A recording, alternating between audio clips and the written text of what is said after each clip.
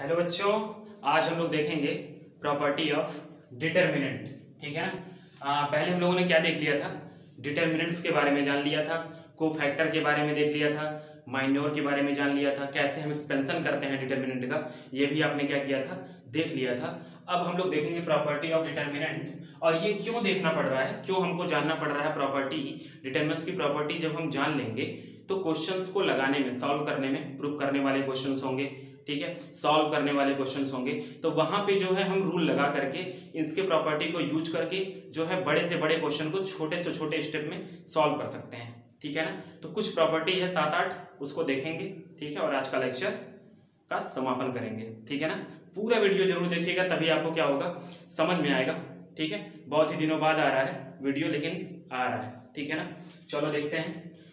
सबसे पहली प्रॉपर्टी जो इसकी है वो बोल रहा है if all elements of any row, देखिएगा ध्यान से, all elements of any row and column, ठीक है, is zero then the value of determinants is zero.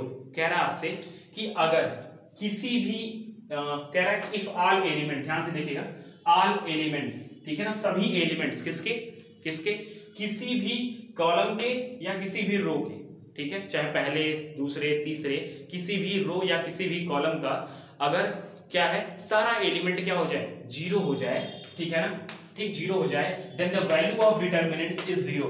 तो क्या होगा, उस डिटर्मिनेंट की वैल्यू कितनी होगी, जीरो होगी, मतलब उसकी पूरी वैल्यू कितनी हो जाएगी, वो भी आपकी जीरो हो जाएगी। कैसे, जैसे सपोज करो कि आपको एक डिटर्मिनेंट दिया हुआ है 3x3 का, ठीक है ना, मतलब इसका ऑर्डर कितना है, 3x3, मतलब क्या हो गया, ये कौन सा मैट्रिक्स है, स्क्वायर मैट्रिक्स, ठीक है ना, उसकी वैल्यू है ये डिटर्मिनेंट। तो चलो देखते हैं, जैसे मान लो दिया है 3 2 5 6 5 1 0 0 0, ठीक है। अगर आप इसका एक्सपेंशन करते हैं ना डिटर्मिनेंट के रूल से, डिटर्मिनेंट के तरीके से अगर आप इसका एक्सपेंशन करते हैं तो इसकी वैल्यू कितनी आएगी, जीरो आएगी, और इसे एक्सपेंशन करके देखेगा कौन, आप देखोगे। ठीक है ना, क्योंकि आप डिटर्मिनेंट के बारे में पहले पढ़ चुके हो पूरा का पूरा। ठीक है, पूरा का पूरा मतलब इसका एक्सपेंशन हम कैसे करते हैं। ठीक है, चलो अगला प्रॉपर्टी क्या कह रहा है आपसे, नेक्स्ट प्रॉपर्टी आपसे क्या कह रहा है, सेकंड प्रॉपर्टी आपसे कह रहा है determinant of A identity matrix is 1। कह रहा है कि जो आइडेंटिटी मैट्रिक्स होती है, कितने भी कितने क्रॉस का ले लो आप, जैसे मान लो मैं 2x2 का आइडेंटिटी मैट्रिक्स ले लेता हूं, तो आइडेंटिटी मैट्रिक्स आपको पता है कैसा मैट्रिक्स होगा, एक स्क्वायर मैट्रिक्स होगा, और इसका डायगोनल क्या होता है, 1 होता है। ठीक है, डायगोनल मतलब डायगोनल एलिमेंट इसका कैसा होता है, 1 1 होता है।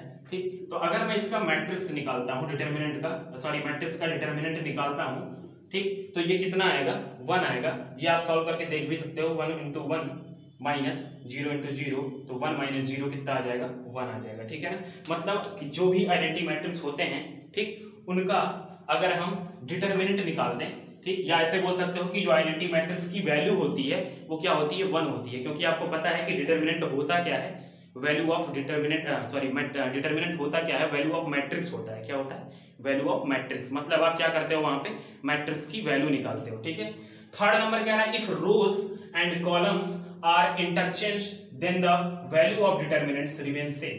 कह रहा है कि अगर हम सभी रोज को कॉलम बना दे, या ऐसे बोलो कि सभी कॉलम को रो बना दिया जाए, ठीक है ना, तो डिटर्मिनेंट की वैल्यू में कोई चेंजिंग नहीं होता।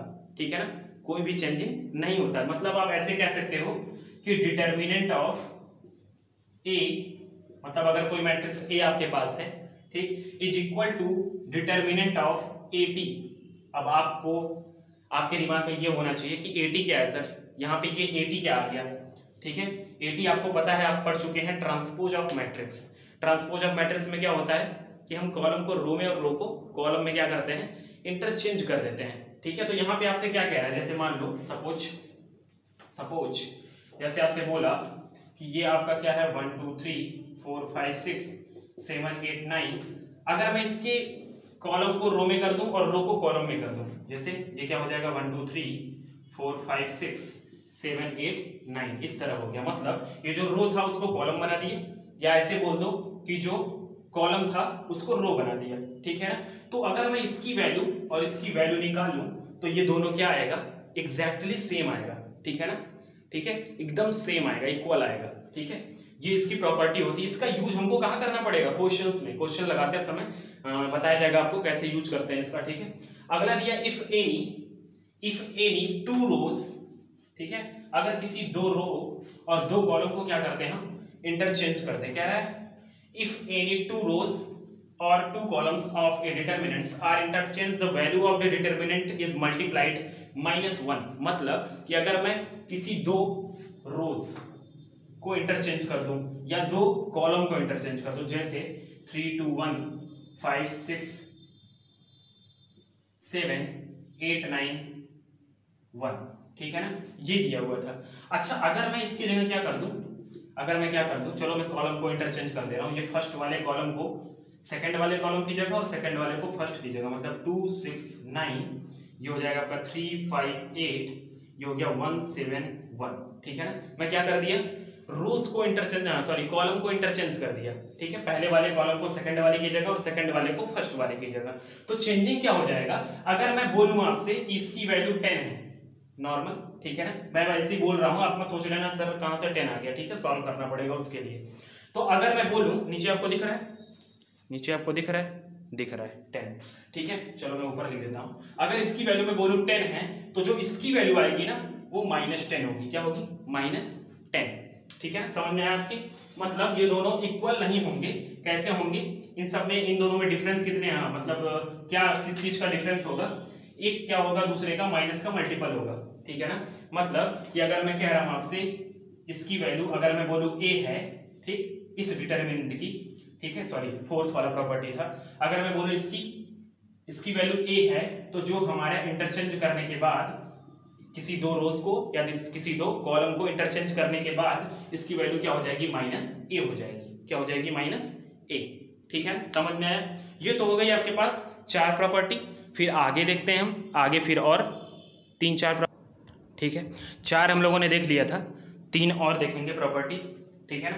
तो देखते हैं अगला क्या है, 5th नंबर, कह रहा है if all elements of a row and नहीं सॉरी और कॉलम, इसको अंदर ही रहने देना चाहिए, or column of a determinants are multiplied by some scalar number k, ठीक है, किसी स्केलर नंबर k से हम क्या कर दे रहे हैं, किसी रो में, ठीक है, किसी रो के सारे एलिमेंट में, किसी एक रो के सारे एलिमेंट में हम क्या कर दें, किसी स्केलर क्वांटिटी से क्या कर दें, मल्टीप्लाई, ठीक, या मैं डिवाइड भी बोल सकता हूँ, ठीक है ना, एंड और या रो में कर दो या कॉलम में, ठीक है ना। तो क्या होगा the value of new determinant is k times of the given determinants. मतलब कि अगर मैं बोलूं आपसे, अगर मैं आपसे कहूं कि, जैसे देखना यहीं पे देखो आप, जैसे बोल दूं आपसे a1 a2 a3 b1 b2 b3 c1 c2 c3, ये आपके पास क्या है, एक डिटरमिनेंट है कितने का, 3x3 का।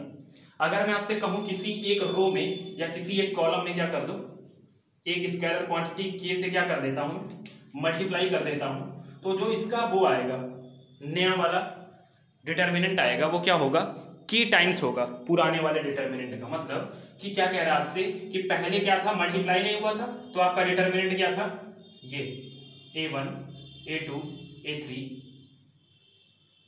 b1 b2 b3 c1 c2 c3, ठीक है ना।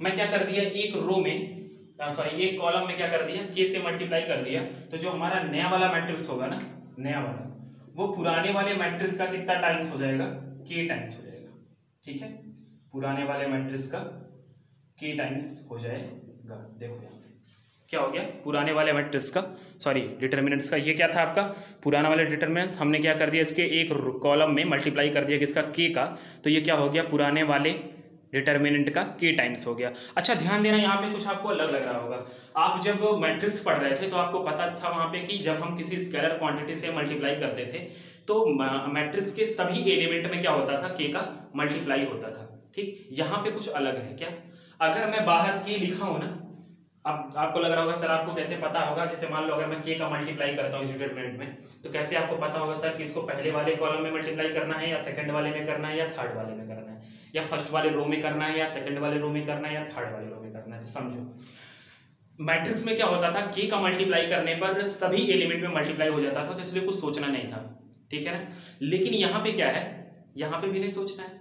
यहाँ पे क्या आपको याद रखना है कि अगर एक के बाहर लिखा हुआ है, ठीक, तो आप किसी भी एक रो में या किसी भी एक कॉलम में, ठीक है, इस स्केलर क्वांटिटी का मल्टीप्लाई कर सकते हो, ठीक है, या किसी एक स्केलर क्वांटिटी में, सॉरी किसी एक रो या कॉलम में, जैसे मैं आपको दिखाता हूं कुछ, देखना ध्यान से, इसका यूज कैसे होगा देखना जरा।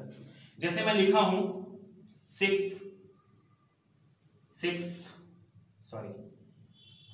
12 18, ठीक है ना, 1 2 3 5 6 7, ठीक है ना, ठीक है। यहाँ क्या लिखा है 6 12 18 1 2 3 5 6 7। अच्छा देखो यहाँ पे एक ये वाला पहला वाला जो रो आपको दिख रहा है 6 12 18 वाला, ठीक है, इसमें जो तीनों एलिमेंट है ना, तीनों एलिमेंट, इसका एक मल्टीपल दिख रहा होगा 6। तो अगर मैं 6 को बाहर कर लूं, ठीक है, तो यहाँ क्या बचेगा 6 1 जा 6 6 2 जा 12 6 3 जा 18, ठीक है ना। तो ये कॉमन होके बाहर चला गया, यहाँ बन गया 1 2 3 5 6 7। अभी अगली प्रॉपर्टी आप पढ़ोगे, किसी भी डिटरमिनेंट का अगर दो रोज और दो कॉलम क्या हो, सेम हो, तो उसकी वैल्यू क्या होती है, 0 होती है। अभी आगे पढ़ेंगे हम लोग, ठीक है। तो इसका यूज हमको इसी तरीके से क्या करना है। तो आपको क्या समझ में आया कि डिटरमिनेंट में, मैट्रिक्स में क्या होता था, किसी कांस्टेंट का मल्टीप्लाई करते थे, स्केलर का मल्टीप्लाई करते थे उस मैट्रिक्स में, तो क्या होता था, सभी एलिमेंट में मल्टीप्लाई होता था। लेकिन डिटरमिनेंट में क्या होगा, किसी भी एक रो और किसी भी एक कॉलम में आप मल्टीप्लाई कर सकते हो, ठीक है ना, या किसी भी एक कॉलम में मल्टीप्लाई कर सकते हो और नहीं, ठीक है। अगला क्या, if two row or two column of a determinant are identical the value of determinant is 0। अभी मैं आपको बता रहा था भाई कि अगर किसी भी दो रो A1 A2 A3 B1 C1, तो यहां पे भी सेम ही रखना पड़ेगा, A1 B1 C1, इसको मैं A2 कर देता हूं, इसको B2, इसको C2, ठीक है ना। इसको आपको यहाँ पे क्या दिख रहा है, देखो ये वाला रो, सॉरी कॉलम, ये वाला कॉलम, इन दोनों के एलिमेंट क्या है, सेम है। मतलब क्या है, इसको हम क्या बोल सकते हैं, आइडेंटिकल बोलते हैं। क्या बोलते हैं, आइडेंटिकल। अगर दोनों क्या हो, सेम हो, ठीक है ना, कोई भी दो रो या कोई भी दो कॉलम, क्या लिखा है, टू रो और कॉलम आर सेम आइडेंटिकल, तो इसकी पूरी की वैल्यू क्या हो जाएगी आपकी 0। इसको सॉल्व करने की जरूरत नहीं है, ठीक है ना। आपको पूरा एक्सपेंशन करना नहीं पड़ेगा, आप चेक कर सकते हो। कोई भी एक डिटरमिनेंट लेना जिसका दो रो क्या कर देना, सेम कर देना नंबर रख करके, ठीक, और सॉल्व करके देखना 0 आ रहा है कि नहीं। प्रॉपर्टी आपको पता चल जाएगी सही है या गलत, ठीक है। एक लास्ट प्रॉपर्टी दिख रही होगी आपको, इसको मैं मिटा देता हूं, फिर आपको बताता हूं। ध्यान से देखिएगा, ध्यान से देखिएगा, ध्यान से देखेंगे तो समझ में आएगा, वरना समझ में नहीं आएगा, ठीक है। In a determinant each elements in any row और कॉलम, ये देखो शॉर्टकट, क्या बात है sir, consist of the sum of two terms, then the determinants can be expressed as sum of two determinants. ये आपको समझ में नहीं आ रहा हो ज्यादा, मैं आपको समझाता हूं। देखो अगर लिखा हो A1 प्लस A2, ठीक है, A3 A4, B1 plus B2 B3 B4, C1 plus C2 C3 C4, sorry B3 नहीं C3 और C4, ये लिखा हुआ है आपका, ठीक है। एक डिटरमिनेंट लिखा हुआ है जिसमें आपको दिख रहा होगा कि पहला वाला जो रो है ना, इसमें किसी दो एलिमेंट का सम लिखा हुआ है, ठीक है ना, दो एलिमेंट का सम। तो अगर हम इसको चाहें तो हम इसको कैसे कर सकते हैं, दो डिटरमिनेंट के सम के फॉर्म में लिख सकते हैं। और कैसे, हम इसी को दो रो बना देंगे दो डिटरमिनेंट का, देखना A1 B1 C1, ठीक है ना, A3 B3 C3, A4 B4 C4, ठीक है। उसको उठा के मैं क्या कर दूंगा, यहाँ पे A2 B2 C2, A3 B3 C3, A4 B4 C4, ठीक है ना। ये क्या हो जाएगा, दो डिटरमिनेंट का क्या बन जाएगा, ये सम बन जाएगा, ठीक है ना। तो आप इस तरह से चाहो तो क्या कर सकते हो, अलग अलग एक्सपेंड कर सकते हो। मान लो इसका यूज कैसे पड़ेगा, क्वेश्चंस में अगर ऐसा कुछ कहीं दिख रहा हो ना, तो आप क्या करोगे, खुद से ब्रेक करके इसको अलग अलग दो डिटरमिनेंट के सम के फॉर्म में क्या कर सकते हो, लिख सकते हो। यहाँ पे वही लिख के बोला है, in a determinant each elements in any row consist of the sum of two terms, ठीक है। ईच एलिमेंट होना चाहिए, मतलब ऐसा कि नहीं इसमें ना हो तभी तोड़ लो आप, नहीं ऐसा नहीं करना, तीनों में होना चाहिए, सभी एलिमेंट में, ठीक है ना, उस रो के या उस कॉलम के सभी एलिमेंट में ऐसा होना चाहिए, तो यहाँ पे इस कॉलम में है, ठीक है। तो आप इसको क्या करोगे, दो डिटर्मिनेंट के सम के फॉर्म में चेंज कर सकते हो, ठीक है ना। ये इतने जो इंपॉर्टेंट आपके 7 जो आपके क्या थे प्रॉपर्टी थी, ठीक है, किसकी, डिटर्मिनेंट की, ये आपके यूज में ज्यादा आने वाली है, इसलिए मैं इसको बताया हूं, और कुछ है उसको मैं बाद में बता दूंगा, ठीक है। बाकी अगले लेक्चर में हम लोग क्या देखेंगे, कुछ क्वेश्चन देखेंगे जिसमें हम इस प्रॉपर्टी का यूज कर पाए, ठीक है ना। ठीक है बच्चों, थैंक यू, बहुत बहुत धन्यवाद आपका।